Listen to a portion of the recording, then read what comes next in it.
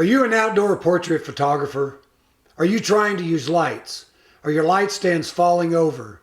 Are you damaging your lights, bending and breaking the rods on your modifiers? Are you encountering some wind, making things even much more difficult, all while trying to properly light your client for that fantastic portrait? Well, today I have a few helpful hints, so let's get started.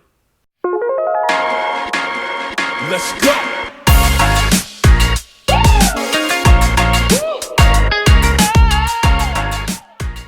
Hi, I'm R.D. Baker and welcome to the channel, where we focus on trying to help the newest of hobbyists to the part-time and even the full-time professional in photography. Here we will do helpful tutorials and occasional product reviews to try and assist you in making some informed decisions.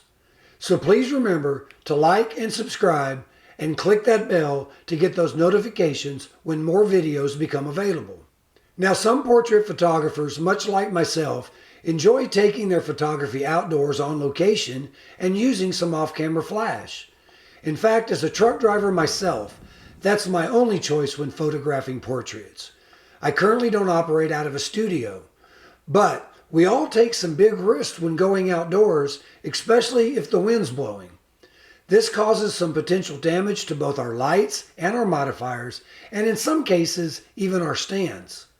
Well, today, I'm going to show you my solution for being outdoors and for battling some of that wind. First, you start with a C-Stand. A C-Stand? Are you crazy? Those things are heavy and sometimes extremely difficult to get on location. Well, if you're going to go hike up a mountain or you're going to venture deep into the woods to get to any location, then you may be right. But for a number of areas, and like what I experience here in Texas, it is the right choice. So let's open up that C-Stand and slightly extend that boom arm at an angle, making sure to keep that boom arm directly over the tallest leg. This is very important, as you'll see ahead. Next, let's grab that super clamp. And I want you to place that super clamp at the bottom of your C-Stand and ensure that it is tightened down securely. Remember to point that spigot in the opposite direction of the tallest leg. This will provide some counterbalance when adding the light. Now you're ready to mount the light. In this case, I'm going to be using an AD600b from Godox. I always like to leave my light at a slight angle when mounting to ensure that you can read the display.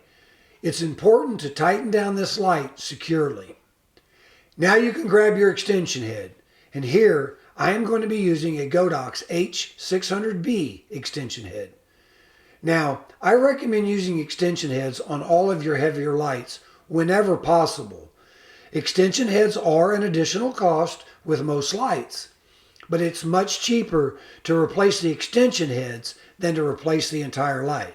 Now go ahead and place your extension head on the boom arm and tighten slightly. Then take your cable and wrap it around the boom arm and the C-Stand a couple of times. This will help to keep the cable from getting caught on anything in case you have to move it. Now, connect the cable to the 600 body by locking the connection in place. Go ahead and grab your softbox. Open it up. Today I'm going to be using a 36-inch quick Parabox from flashgear.net. In fact, all the gear being used today is from flashgear.net. The customer service is fantastic, and they extend the warranty beyond the factory warranty on most of the equipment that they offer. And no, this video isn't being sponsored, although maybe it should be. Now that your softbox open, place it on the ground next to the C-Stand. Then go ahead and remove the extension head from the boom arm and connect it to your softbox. Ensure you have a good connection and that you've heard that clicking sound and that it's locked into place. And with both hands, let's pick up the extension head and softbox and place them back on the boom arm and tighten them down securely. Remember to keep that softbox out over that tallest leg of your C-Stand at all times. This helps provide stability to your setup.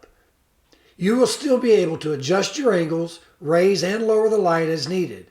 Remember, always use sandbags and place them on the tallest legs of your C-stand. Placing them on the shorter legs doesn't always provide help because the sandbags are touching the ground and not supplying any weight to your stand. Using sandbags properly will help you to reduce the chance of your lights ever falling over.